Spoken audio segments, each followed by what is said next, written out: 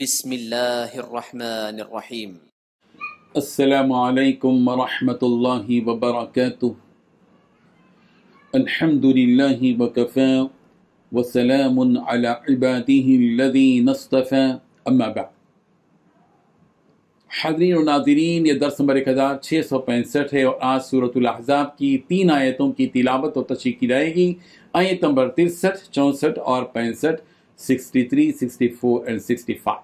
چلیے سب سے پہلے ہم ان 3 آیتوں کی تلاوت کرتے ہیں، لفظی ترجمے اور ترجمے کے بعد تشریح کرتے ہیں۔ اعوذ باللہ من الشیطان الرجیم، بسم اللہ الرحمن الرحیم۔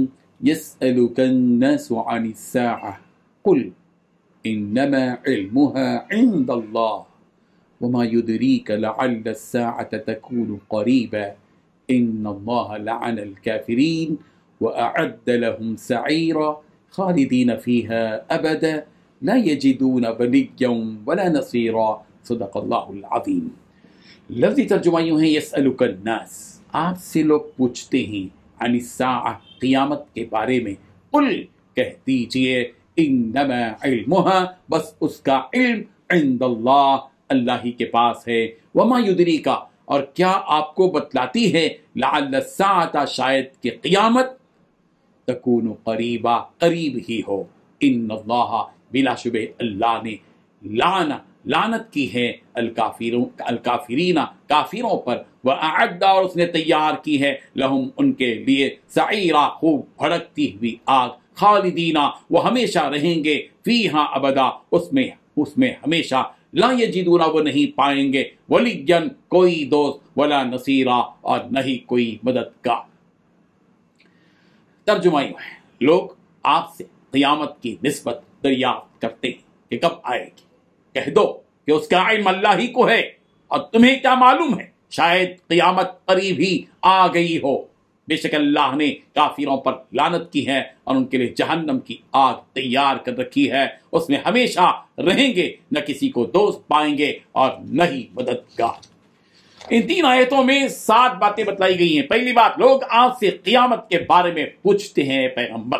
دوسری بات، آپ کہہ دیجئے کہ اس کا علم تو اللہ ہی کے پاس ہے۔ تیسری بات، تمہیں کیا پتا، شاید قیامت قریب ہی آ گئی ہو۔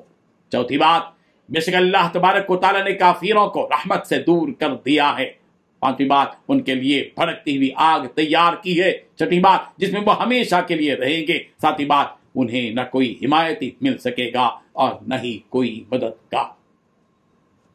بزرگان محترم، جب ان منافقوں کو اور تکلیف دینے والوں کو عذاب کی دھمکی دی گئی اور قیامت کے دن مختلف قسم کے عذابوں سے انہیں ڈرایا گیا، تو وہ لوگ یہ سمجھتے تھے کہ یہ عذاب وغیرہ کچھ ہونے والا نہیں ہے، اس لیے وہ لوگ بطور مذاق نبی رحمت صلی اللہ علیہ وسلم سے پوچھتے تھے کہ اچھا چلو، اب وہ عذاب ہم پر کب آئے گا، ہمیں بتاؤ۔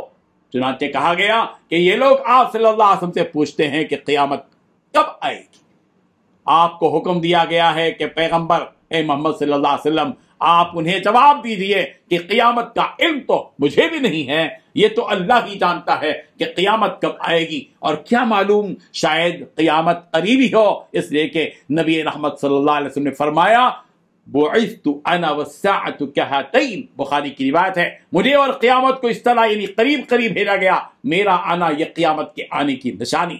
اس لیے کہ آخری نبی اور آخری امت کا آنے کا مطلب یہ ہے کہ اس آخری امت اور آخری نبی کے بعد نہ کوئی نبی آئے گا اور نہ ہی کوئی امت آئے گی، یہ امت کا اینڈ، قیامت کا آغاز ہے۔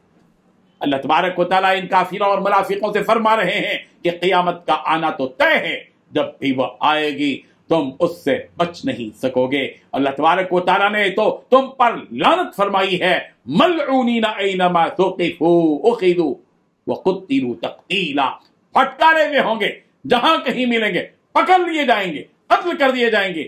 آخرت میں تو تمہیں اس جرم کی کڑی سے کڑی سزا ملے گی کہ تم اللہ اور اس کے رسول اور مومنوں کو ایذا پہنچاتے تھے، امن اور امان کو بگاڑنا چاہتے تھے، جس کے بدلے میں تمہیں جہنم کی آگ کا دردناک عذاب دیا جائے گا، جو تمہیں جلا کر راکھ کر دے گی، اور پھر سے تمہیں زندہ کیا جائے گا، پھر تمہیں اسی طرح عذاب دیا جائے گا، اور یہ سزا ہمیشہ کے لیے تمہارے حصے میں ہوگی۔ کوئی ایسا نہیں ہوگا جو تمہاری حمایت کر سکے اور تمہیں اس عذاب سے بچا سکے، اور نہ ہی کوئی اس وقت تمہاری مدد کے لیے آ سکے گا۔ اس وقت تمام تر احکام اور فیصلے اللہ تعالیٰ ہی کے ہوں گے اور اسی کی بادشاہت ہوگی دنیا اور آخرت میں۔ جب ان منافقین کی حالت ہوگی کہ وہ کہہ رہے ہوں گے کہ اے کاش ہم بھی ایمان لے آتے، اللہ اور اس کے رسول کی اطاعت کر لیتے، اور ان کا کہنا اگر مان لیا ہوتا تو آج ہم بھی اس عذاب سے، اس تکلیف سے بچ جاتے جیسے کہ یہ مسلمان بچے ہوئے ہیں۔ لیکن اس وقت ان منافقین کے پچھتاوے کا، ان کی حسرت کا، ان کے پچھتاوے کا کوئی فائدہ نہیں ہوگا۔ آخرت تو دار الجزا ہے، جہاں پر جس نے جو کیا اس کا اسے انعام دیا جاتا ہے۔ اب یہاں آ کر یہ کہنا کہ اگر ہم دنیا میں رب چاہی زندگی گزار لیتے تو اس عذاب سے بچ جاتے، کوئی فائدہ نہیں ہوگا۔ دنیا میں تمہیں ہر طرح سے سمجھایا گیا تھا، دلیلیں دی گئی تھیں، وعیدیں سنائی گئی تھیں، مگر پھر بھی تم سمجھنے کے لیے تیار نہیں تھے۔ اب اپنے اعمال کی سزا اس جہنم میں برداشت کرتے رہو، اب تمہیں اس سے کوئی بچا نہیں سکتا۔ اللہ تبارک و تعالیٰ ان آیات کو سمجھنے کی توفیق عطا فرمائے اور ہم سب کو کفر سے، شرک سے اور نفاق سے اللہ تعالیٰ ہم سب کی حفاظت فرمائے۔ آمین۔ وآخر دعوانا ان الحمد للہ رب العالمین۔